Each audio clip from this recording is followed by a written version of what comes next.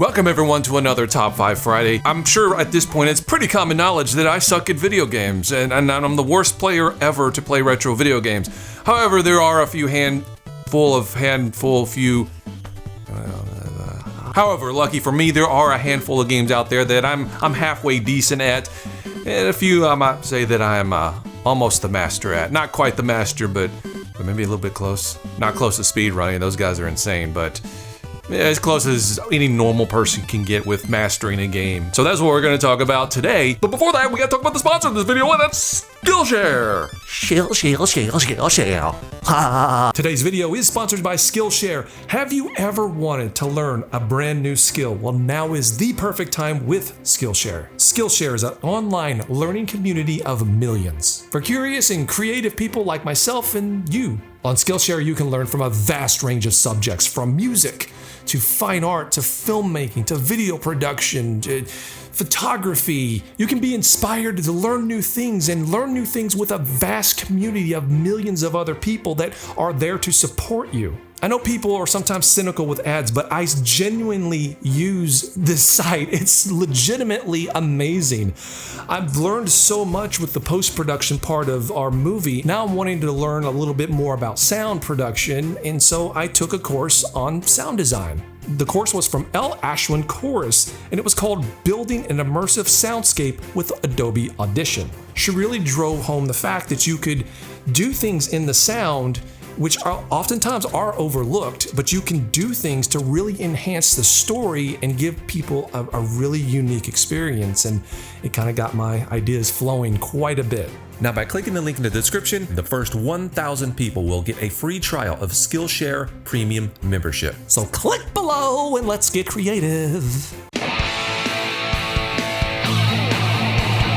Oh, it's Friday night. Don't know what I'm gonna do tonight. I could sit here and pick my nose while I watch a brand new video. Whoa. Top 5 Friday tonight. Number 5 on the list is Batman for the original Nintendo. Now, the first time I ever played this game, it was a long-distance cousin or friend of a family member or whatever. They came to my grandparents' house. That's where we had the NES, and I played it. I really absolutely loved the game, but man, of course, like anybody that plays a game for the first time, you're generally gonna suck at it, and I sucked hard at it. But I never owned it. I never got really a chance to get better at it. Not until I got into collecting as an adult, got the game, and it was one of those games that I just kind of gravitated towards because I thought it was really super fun, and it is one of the best games on the system in my opinion. And I got better at it. I got better at it, and I got good at it, and every time I stick it in, I can beat it every time. Now, the second to last boss and the Joker, hard as hell. Even going up the whole clock tower, hard as hell. But you know, sometimes it takes a little bit of luck, and just standing in the right spot. Sometimes you just gotta accept that you're going to get hit. You can generally make it through no problem. You just gotta get a lot of practice at it. A lot of people think that this game is super hard, and I've seen it on top 10 hard games lists. I don't necessarily agree with that. While it's challenging for sure, it's certainly not one of the hardest games on the NES in my opinion. Not when you have unlimited continues. In any game, in my opinion, that has unlimited continues, there's really no excuse to not get good at it unless it's Ghosts and Goblins. That is the exception to the rule, and it can go F itself. Number 4 on the list is Castlevania IV. Now, while I do not think this game is hard, a lot of people apparently do, and I just don't get it, but I'm just gonna go ahead and put it on this list anyway. Call it cheating. But I'm really good at it, and some people think it's hard because it's a Castlevania game. And I think it's the easiest Castlevania game, by far. You get to whip in all these different directions. It just makes the game so much easier, much more easy than the first Castlevania when you can only whip horizontally. And to me, the controls and the jumping are even better as well. You just don't feel like every time you get hit, you're gonna fall into a pit like the first game. While challenging, it's not, in my opinion, very difficult. But this was a game that I owned, and actually the only game on this list that I owned as a kid. So I have had lots of practice at it, grew up playing it, And I can breeze through the game pretty easily. The last battle with Dracula, I can pretty much beat him on the first try every time. Honestly, the Grim Reaper's the hardest boss in the game for me. And again, another game with unlimited continue, so you really don't have a reason or excuse not to be good at it, especially since it has a password too, which is definitely a good thing, because it is a long game. And it's easy to get good at a game when the game is fun, and this is definitely a fun game, and one that I played constantly, and which is why I'm good at it. So the first Contra game on the NES. This is number 3, by the way. My friends across the street when I was a kid rented it. I played it for the first time then, and I never owned it as a kid. Started playing it and getting really good at it as an adult, kind of like with Batman. And I love this game. I can breeze through it in 20 minutes. Not use the Konami code, and always beat it on just one continue. Most of the times I'll die like 3 to 4 times. You know, you get extra lives on the way just by scoring points.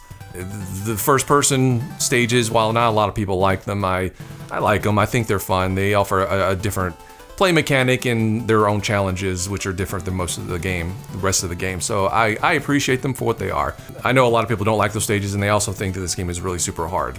It can be because of the one-hit deaths, but once you practice at it, I mean, and that goes with anything, right? You keep practicing it, you keep being bound and determined to get good at it, you're gonna eventually get good at it, and it's exactly what I did. I remember just playing it again and again and again, over and over, and I was determined to get good at the game. And that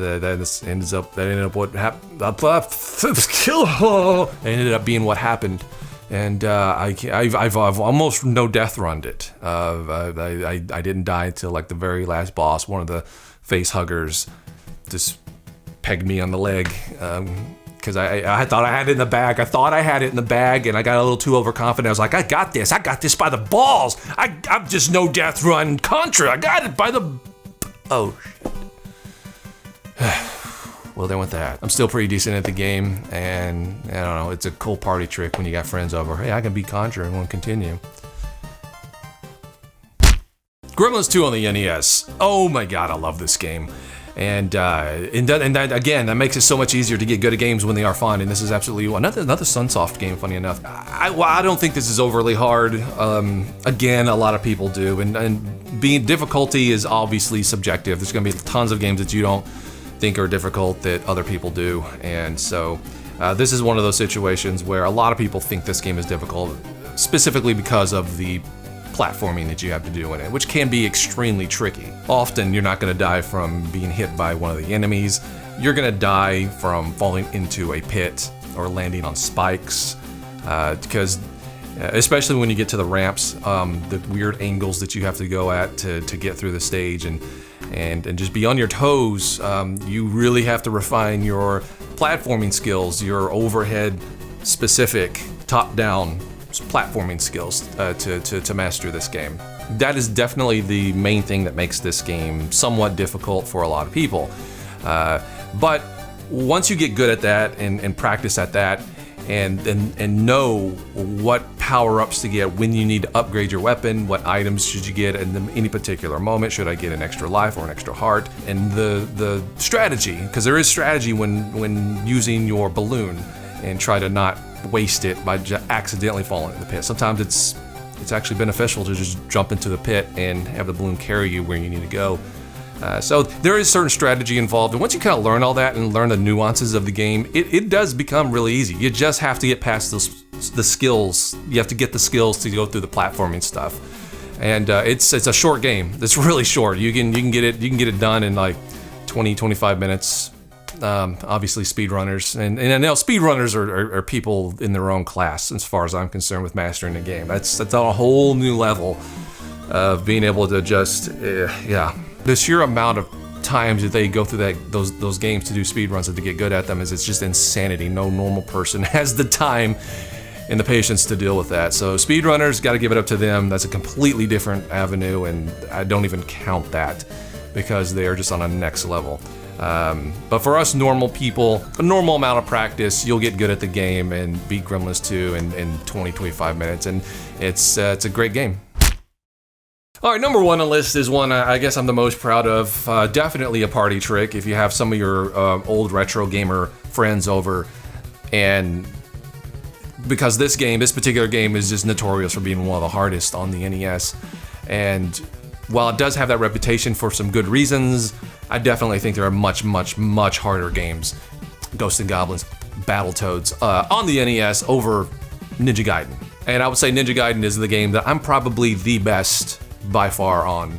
I have actually almost, again, it drives me crazy, and I know almost doesn't count unless you're playing horseshoes and hand grenades. That's what my grandfather used to always say. I don't know if that's a saying anymore. But still, died once again, just like in Contra, died on the final boss, and it sucked. It's difficult, the most difficult on this list, and a lot of people might even say it's the only justifiable game on this list to say it is hard. And the reason the game is considered hard is because it is pretty relentless when it comes to the enemy respawning. A lot of times it's kind of cheap and unfair, but you just got to get over it. You got to know where to go. You got to know how to progress through certain things. And really the biggest tip of all is you need to learn how to exploit certain glitches in the game, how to make certain enemies disappear because of a glitch, and will help you progress through certain stages near the end. And I think it makes things even because of how relentless the enemy respawning is in this game, which is just complete insanity sometimes. But it's absolutely a fun game. It's a blast. I never get sick of the game. I can pop it in at any time, have a blast with it, and beat it every time. Never owned it as a kid is another example of a game I just got good at as when I started collecting games. Even though I played it back in the day a few times, and definitely was infamous around the schoolyard of being like, this is the hardest game ever. Yeah. Anyway, thank you for watching. Now, I know a lot of you are probably thinking, oh, that game's not hard, blah, blah, blah. I get it. It's all subjective. There's going to be people out there that probably think Ghosts and Goblins and Battletoads is easy. We all have our different strengths and weaknesses and skill levels and all that stuff. These are just games that I've seen people say that are hard that I'm good at, but I guarantee you there are games that I suck at that you probably think is the easiest thing in the world. And yep, that's retro gaming. That's just general gaming and general life, right? So anyway, thank you for watching.